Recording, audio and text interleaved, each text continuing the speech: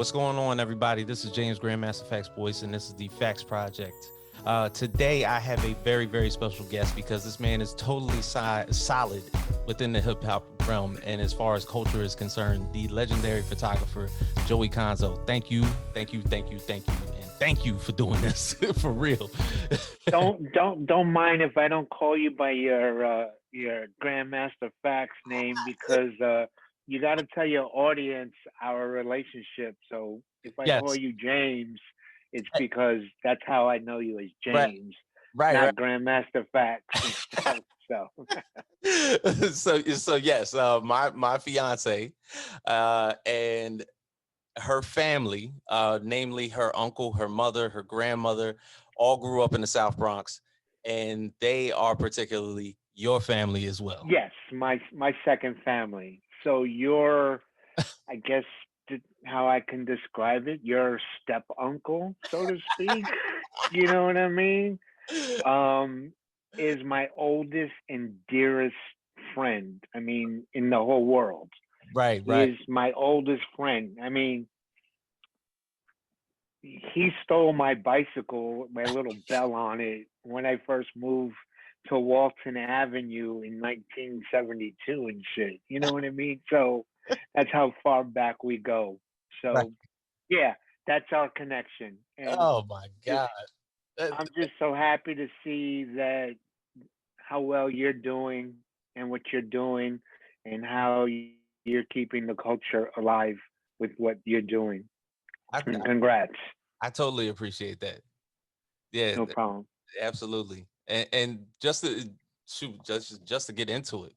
I mean, I know of a lot of the particular storylines around your inception into this realm, but pretty much it all started with you being around a group of friends and just happen to have a camera handy, you know. So I was that chubby little kid in junior high school, that just was fortunate enough to have picked up a camera. My stepfather at the time, Michael Caine, played a role in that, and he was amateur family photographer, and put a camera in my hand, and I fell in love with it, and became a love and passion. And unknowns to me, I went to school with some of what would become, you know, the pillars, the foundation, the bricklayers of this culture of hip hop, namely Easy AD and Tony Tone of the mighty Cold Crush brothers, who have influenced everybody. I mean, Jay Z, Nas.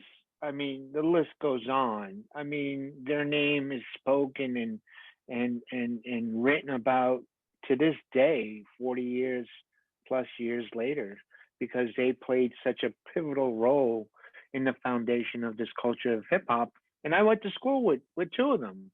right, So being the high school photographer, I got invited to go take pictures of the jam that hmm they were putting together, because it wasn't called hip hop back then. right, Hip hop was a media name given later on, but to a jam right up here in the Bronx, in the North Bronx at the T Connection. And as I tell people, I was a disco head at the time, what you and I was what you should have been, because that was the hot thing. that was the hot thing back then. We're talking 76, 77. I had, your uncle and I had platform Playboy shoes on, our open collar t-shirts, our plaid, wide bottom pants, and, disco was the thing. And that night in the Bronx, seeing my high school buddies perform with a Puerto Rican DJ by the name of Charlie Chase Mm, blew me away. Blew me away. I tell people I was kidnapped that night into this culture that we call hip hop, because to see a Puerto Rican DJ play music that mhm, my parents played at home, but play it differently, mhm. I was just blown away.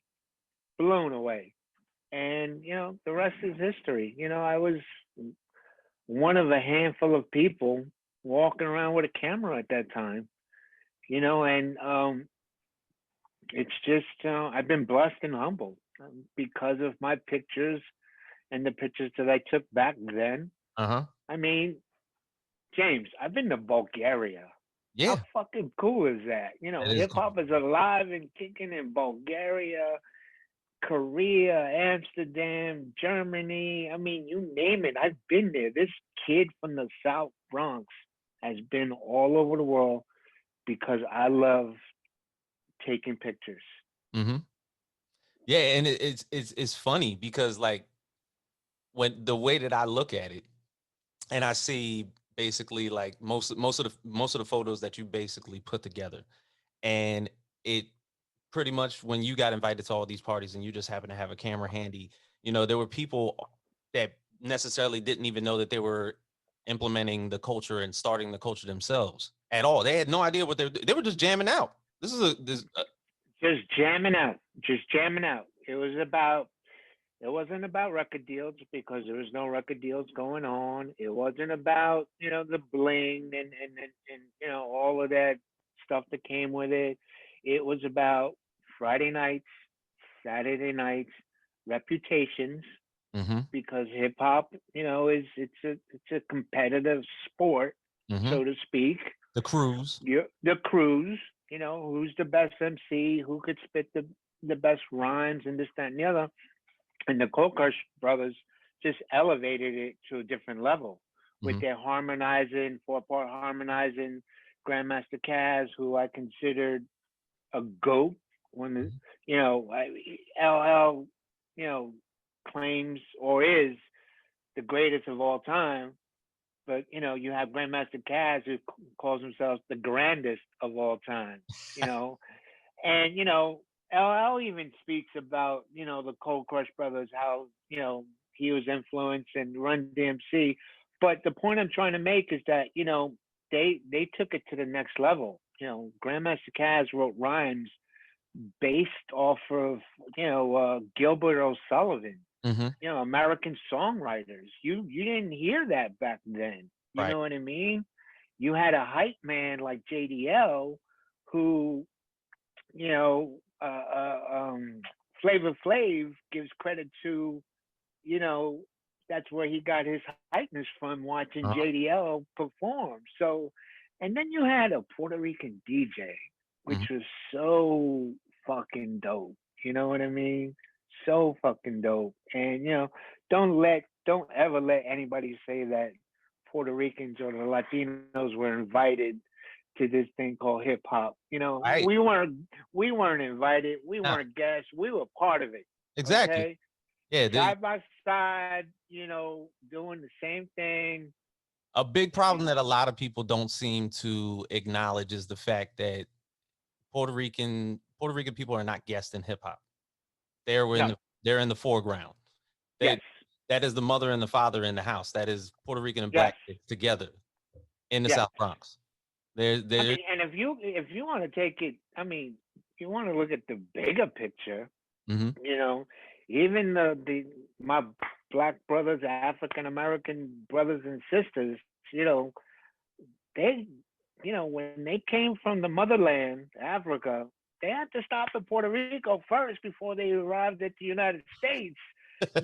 So to hear a story like Grandmaster DST, tell me and Crazy Legs not too long ago that he just found out that his mother was from Ponce, Puerto Rico, and never mm-hmm. knew this.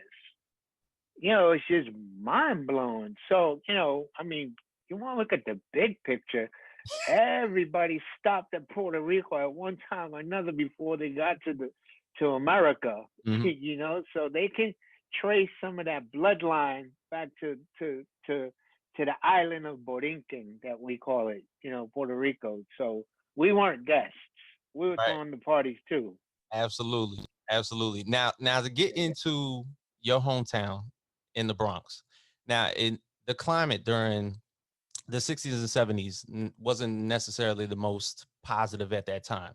The economy, uh, generally the the distribution of wealth that was basically happening around the neighborhood and everything like that. The infrastructure between how the Bronx looked started a sort of revolution internally inside the Bronx, which was pretty much led by not only your mother, your grandmother, and if you could Thank speak you, on that. thank you, thank you. I mean, listen, it was a turbulent time. Mhm. You know, almost comparable to what's going on today with the pandemic in terms of jobs loss and schools and housing and homelessness and education and stuff.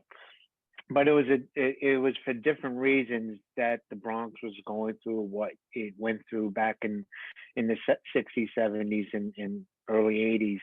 Um, the world just gave up on the Bronx, gave up on the Bronx pretty much, gave up on New York City, and landlords were burning buildings down for monies. And, it was, you can get into the whole economics about redlining of districts where money was distributed, this, that, and the other. The Cross Bronx Expressway Mhm. played a big role in dividing the Bronx into the haves and the have-nots.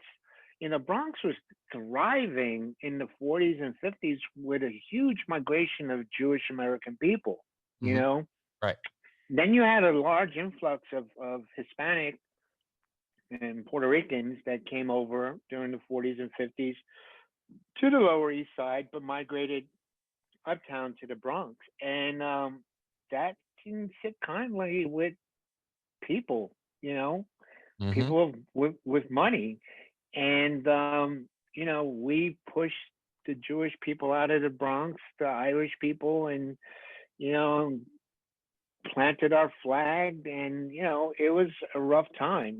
I happened to, seen with my own eyes the burning of the buildings for profits and the influx of drugs and gangs and things of that nature. And, it was a hard time. But, Mhm. and I say that because growing up in the Bronx at that time, if you've never had a house with a white picket fence and a backyard and a lawn, you can't miss it. Mhm. So we, and I say we, Grandmaster Caz, Crazy Legs, all these pioneers that started this huge universal culture that we love so much today, hip hop, we made the best of what we had. Mhm. So these abandoned buildings became our playgrounds. Right. You know what I mean? They became a backdrop to a lot of my photography. Right. I have tons of images of burning buildings and firefighters, battling fires. And lo and behold, I worked for the fire department for 27 fucking years. Who knew? Who knew? And then getting into my family, my mother and my grandmother, may they rest in peace, were huge community activists. Where my grandmother was affectionately known as the Hell Lady of the Bronx, Mm. who started bilingual education in public schools. Up until the 60s, Right. if you were a young Puerto Rican child Right. and was going through public school in New York City and you didn't speak English fluently, you got left behind, didn't get an education, or got put into what's called a 600 school, a kid that was doing bad Mhm. and wasn't doing well enough. And my grandmother's standing there like, wait a minute, you have such a large population of Spanish speaking kids. How come these schools aren't bilingual? Right. And she forced the Board of Education to start bilingual education in the public schools, Right. which was huge. Mhm. Let's take it a step further. The kids that went to school for those 9 months, you know, for those 9 months, ate, you know, at school. Mhm. But the Bronx was such a hard time at the time. You know, during the summer months, what was going to happen? So she started the summer lunch programs in the summer breakfast programs so Ah, kids in the Bronx could eat. mm-hmm. You know what I mean? So, it was a whole slew of activism going on during the 70s and 80s. And I'm just so proud of my grandmother, who to this day, they just named the city park after her. Mm-hmm. You know what I mean? That her legacy continues. And my mother, who followed in her footsteps when my grandmother passed away, opened up the first drug rehab for women with children. Wow. Up until the till up until uh, the late '80s, early '90s, Mm-hmm. if a woman had a substance abuse problem, and had children and wanted to go into a drug rehab, that unity would get broken up. The moms would go into a drug rehab, and the children would go into foster care. Wow. How is a mother supposed to get her mind together straight, get off of drugs, and not worry about her kids? So Mm-hmm. my mother opened up the first drug rehab for women with children in Mm. the entire country, and that model is still modeled today across the country. So there's so many things that I'm so proud of, that I you know come in my family Mm. bloodline and stuff, and then you throw in the little Joe Conzo photography and stuff, and my dad, Joe Conzo Sr., Mm-hmm. who worked with Tito Puente for over plus 40 plus years, and is known as the most prolific Latin music historian alive today. So, yeah, well, I come from a little legacy, Pretty much. just a little.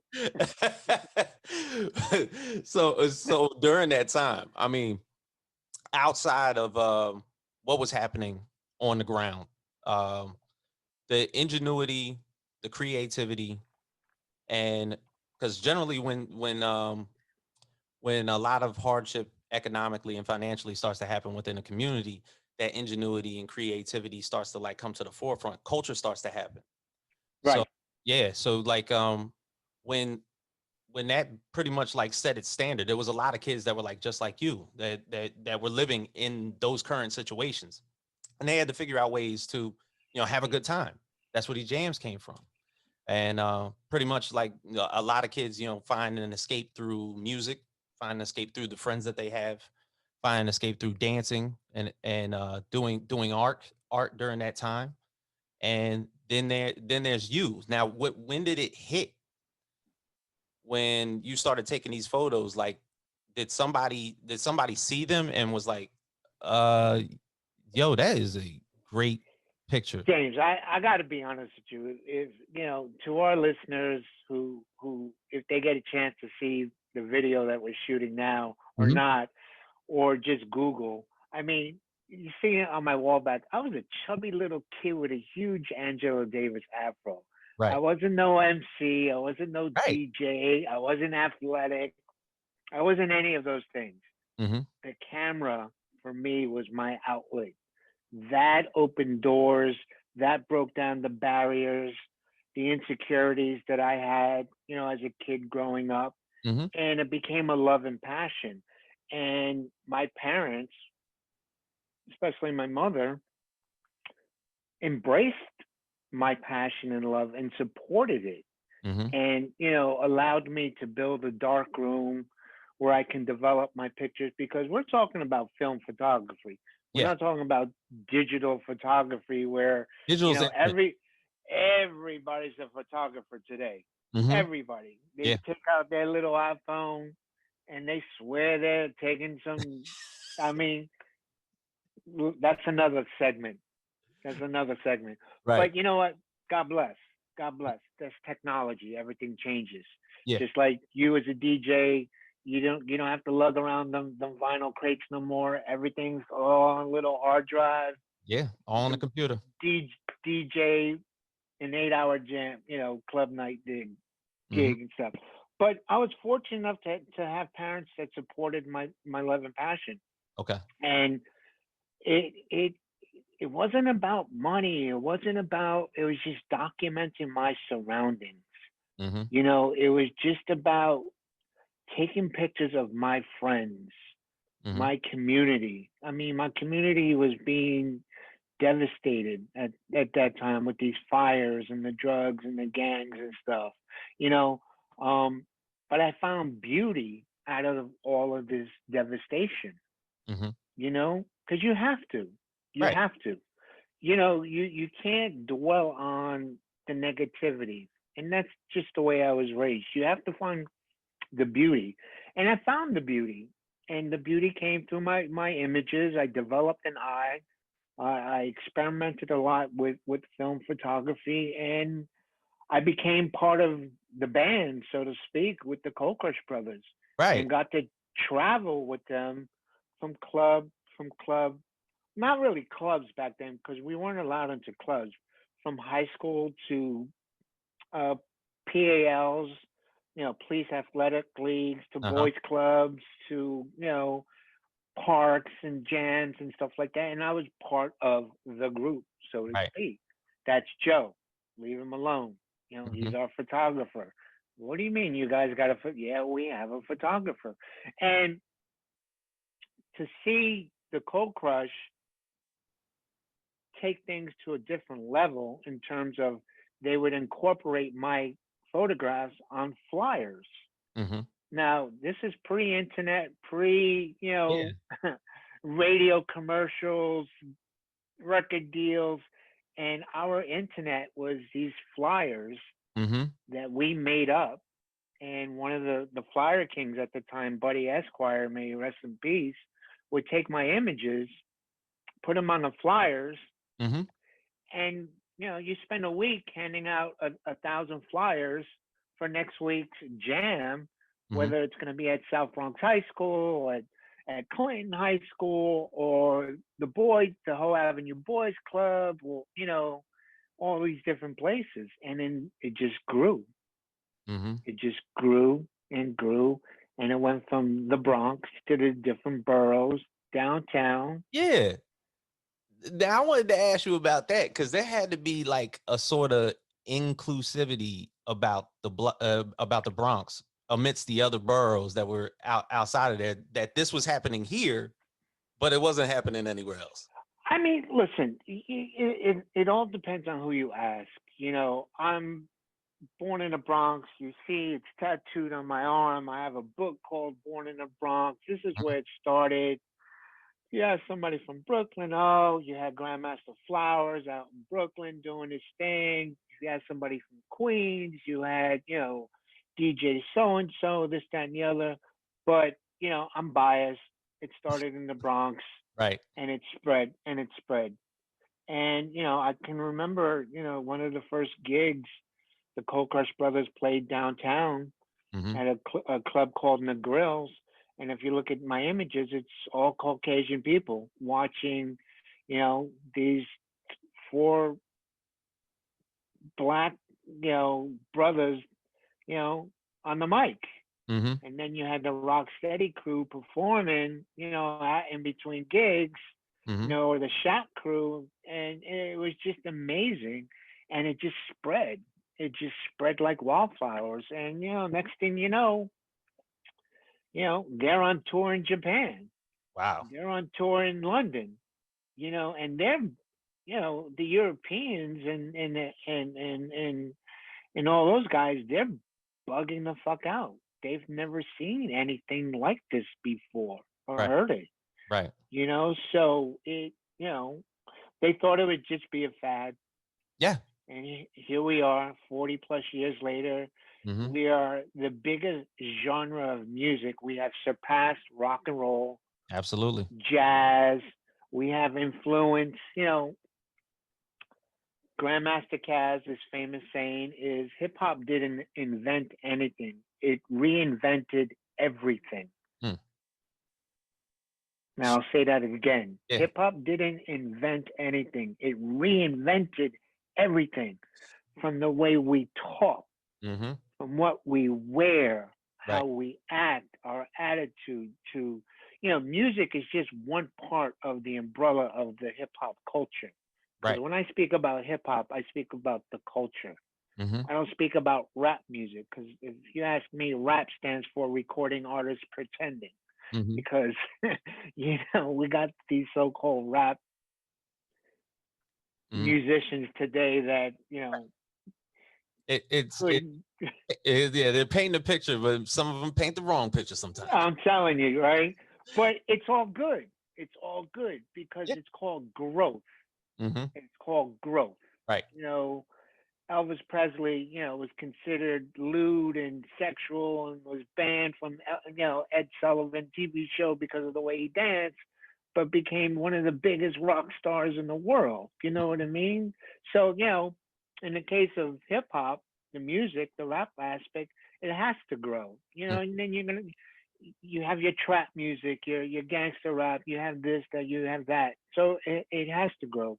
But when I speak about hip hop, I speak about the whole culture as as a whole. Right. Now, can you tell me basically about the reception that you got when you released your book on the Bronx in 2010?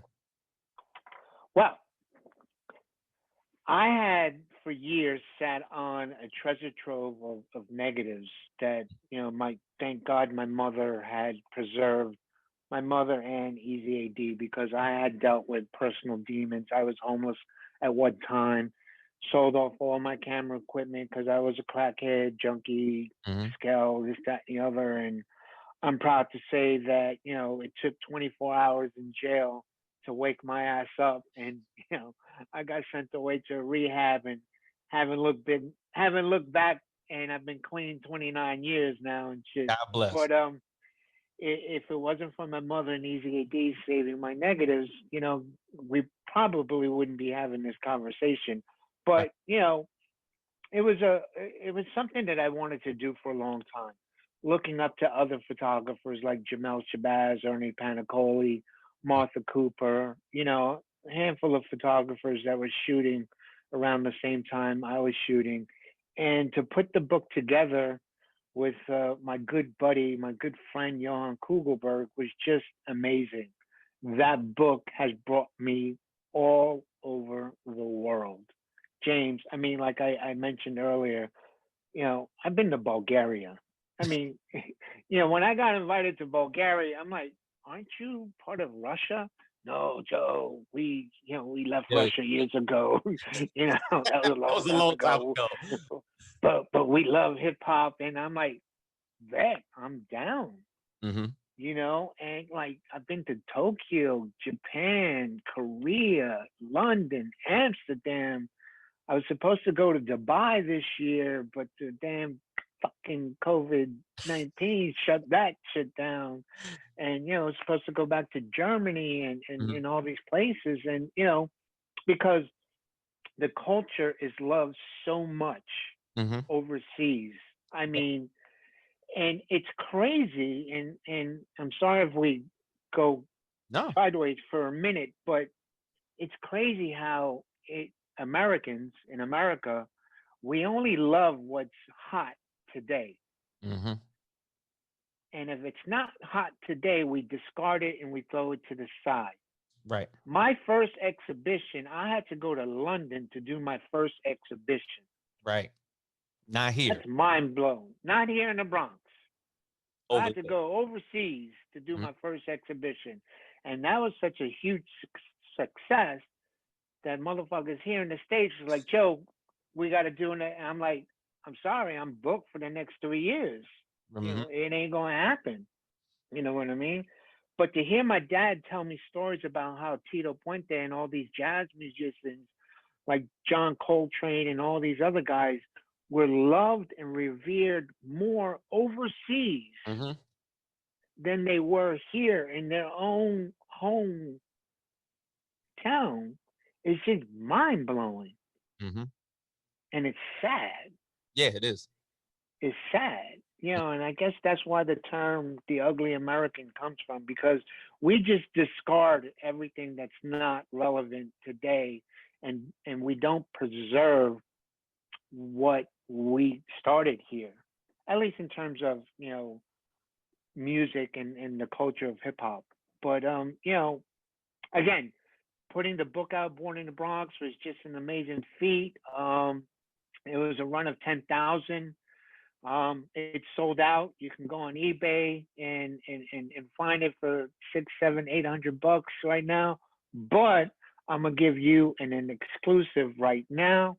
We are re-releasing an expanded version of Born in the Bronx Nice. this holiday, and it's going to be available on One X Run, and it's something I've been working on for a while, and the buzz is just going crazy right now That's great. about getting a copy of it because it's been something long in the works, and I'm grateful. I'm grateful that people still want to see my work and purchase my work Hmm. and experience the visuals the way I saw it back then. Yeah, because I recently I told you that I had a talk with DJ Ross One about his book Rap Tees, and we brought you up. Ross One, my brother from another mother. Yeah, God bless him. He's, absolutely. he's not just your typical DJ. He's a No, historian. He's a phenomenal DJ. He believes in the culture. He believes in the founding fathers, the pioneers, and stuff like that. mhm. And when you told me that you had interviewed him not too long ago, I was like, Ross, my man. Yeah, And his line of rap T-shirts is just phenomenal, and, and phenomenal. and that's the thing. Like he's curating a vintage item based on the culture of hip hop twice over because not only did he do it with the book Rap Tees, he also did it where he Which I contributed to. Do you yes see you did. Joe Conzo Yes, you did. photos in Yeah, there? because I talked about how your collection Yeah. is also in the book, but he had constructed or collected vintage boom boxes over a period of time to where Yes. he turned them into a work of art, and he ended up auctioning them off at At Sotheby's. Sotheby's, yeah. Yeah, I Yeah. was like, "What the hell is that?" But but nor here nor there.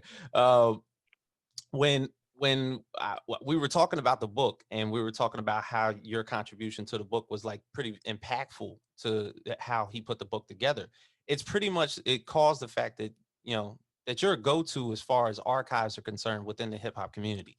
Like if people wanted to know about the beginnings of it, they could go to you for visual aid.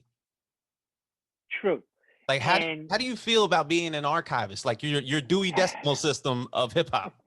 my Dewey Decimal System. God, I haven't heard that in a while. Um, James, I'm gonna be honest with you. I had no idea. Hmm. No idea what I was doing at the time. Again, I was just that young photographer that loved taking pictures and going into my dark room, smoking a joint, playing my Cold Crush Brothers tape, Right. listening to music, and making art, so to speak, Hmm. making art. Because the photographs that I was printing in my darkroom, the following week, the Cold Crush Brothers would throw the 8 by 10 photos out to the crowds. What? No other groups were doing shit like that. Hmm. You know what I mean? And if you get a chance, I know you have it on DVD somewhere, or you can go on YouTube. Look at the movie CB4. Okay, yeah. Yeah. Okay, in Okay. the first 30 seconds of that movie is a Joe Conzo image. Ah, Unbeknownst to me, no compensation, no photo credit, no nothing. nothing. So you can imagine I'm sitting in a movie theater back in 1995, 96 when it Yeah, first came out. yeah. And I'm sitting there looking at this 30 by 20 feet screen, and there goes boom, one of my photographs of the Cold Crush Brothers. So I didn't know how much of an impact I would have on the culture itself. And when the New York Times did that article on me, labeling me the man who took hip hop's baby picture, I've just been the go-to person to look at images from back in the days. And I'm not sure if you know this, but Cornell University has a hip hop collection, Yes. and it has 10,000 of my negatives that are all digitized that your listeners can go to right now and go to Cornell Hip Hop Collection and look at 10,000 of my images, not only of hip hop, but of Latin music, Tito Puente and Celia Cruz and all those. And by the way, to your listeners, Hmm. Tito Puente, which everybody should know of, who's They heard should. of, the king of Latin music, played on Sugar Hill Gang's first album. Mm. And if you look at the album cover, it says special appearance by Tito Puente. So again, us Spanish people, we weren't invited guests to this Right. culture. We were No, there. exactly. But you can go to my archives at Cornell University and you can see family photos, photos of your uncle, Hmm. of your fiance when she was a baby. My entire archive is digitized, and that's something that I'm most proud of because those images will live on for hundreds and hundreds of years when I'm not here. I mean, I tell the story how my images, my photographs, sit on the same shelf as the Gettysburg Address. Wow.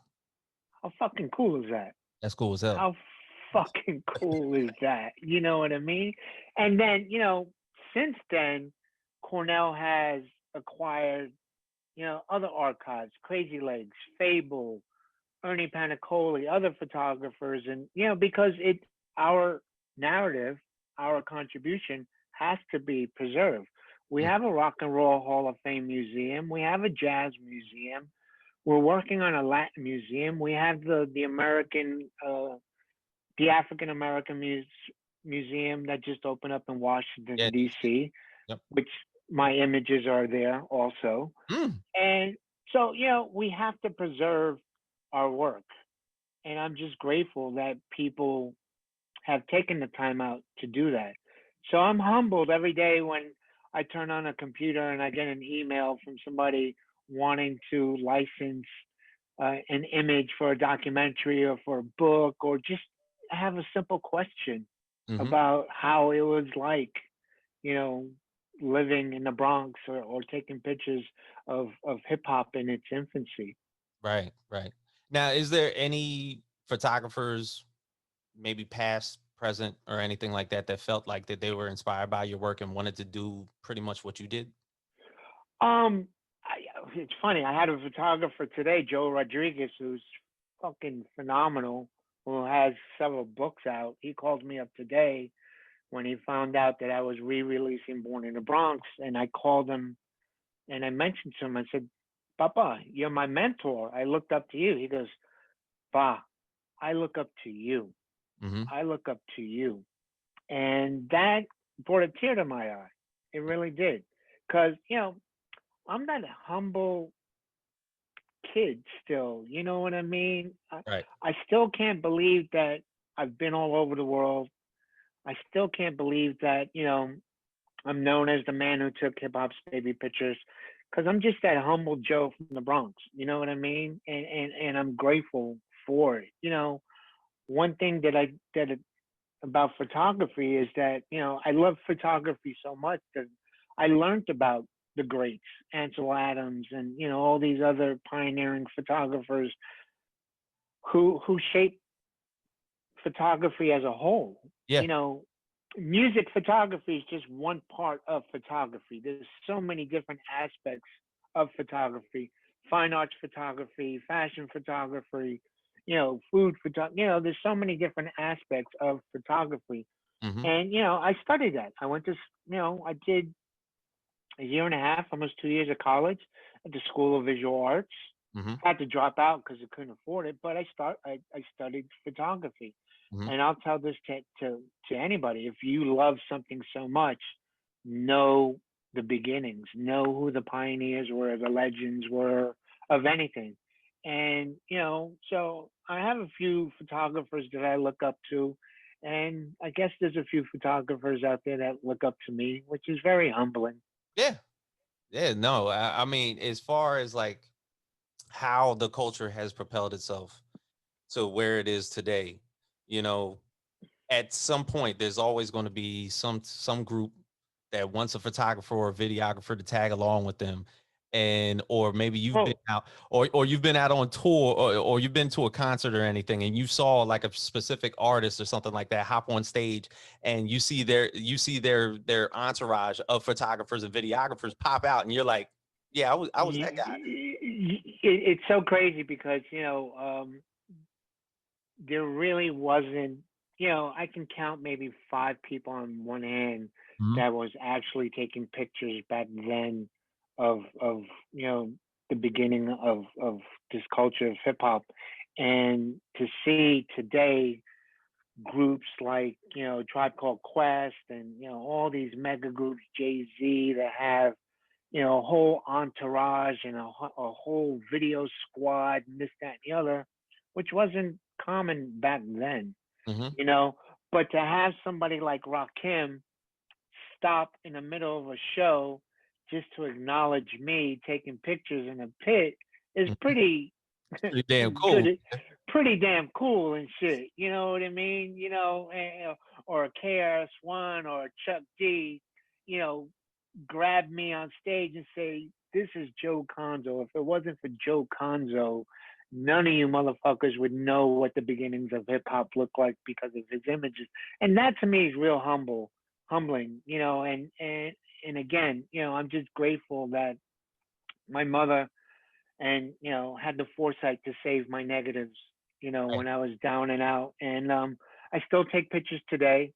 I still, get the love and respect from some pretty big name artists, and sometimes I don't. I mean, the photographers today don't get the love and respect that they should get. Mhm. Um, the way these, and it's funny. I had this conversation the other day. Is like Rock the Bells was a huge concert series that went on for years. Yes. Had the biggest name groups come through, perform East Coast, West Coast, and it was a series of concerts. And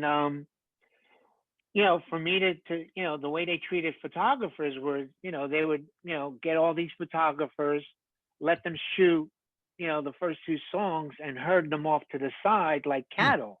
And Wow. I'm like, yo, if I can't take pictures the way I take pictures, I don't want to shoot your concert. Mm. And I had to have Chuck D tell the promoter, yo, do you know who that is? So I got what I call a "don't fuck with Joe Conzo" pass. You know what I mean? Leave Joe Conzo alone. You won't even notice him taking pictures, and that's just how I am. Right. You know, when a group's performing, you won't even notice me taking pictures because I'm not part of it. I'm not going to get on the stage and be part of the act because I'm not part of the act. But Mhm. I'm going to be able to take my pictures the way I take pictures because that's just the trained photographer that I am. Right. You look at some of these, entourage of, people taking pictures today at these mega concerts. They're all up in, Yeah. all up on stage. And I'm like, yo, get the fuck off the stage. It's not for you. If you can't take your pictures the way you want to take them with the equipment you got, you ain't no photographer. You Mm. know what I mean? Right. And it's just, that's just the way I was taught or the Mhm. way I was raised. You know, get your shot, keep it moving. You know Mhm. what I mean? And you got some photographers that'll stand right there in front and take 1,000 pictures and won't even compare to one shot that I took. Mm. You know what I mean? And not to like pat myself on, I've got 40 plus years of experience, but it's like, do what you got to do and keep it moving. You know Mhm. what I mean? Keep it moving and stuff. But Definitely. I've been grateful. It's That's been good. yeah, been grateful. So now to bring it back full circle, you still live in the Bronx. Still live in the Bronx. I just retired from the fire department 2 years ago after 27 years of saving lives and delivering babies Yeah, as man. a paramedic. Um, Still live in the Bronx. So what do Where you else am I feel? gonna go? So what do you see now that you didn't see 60s and 70s, 40, 50 years ago that you see now when you step outside into the Bronx? Um, the issues are still there, Yeah.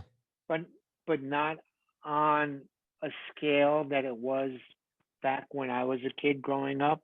We still have issues. I mean, forget the pandemic for a moment. Mm-hmm.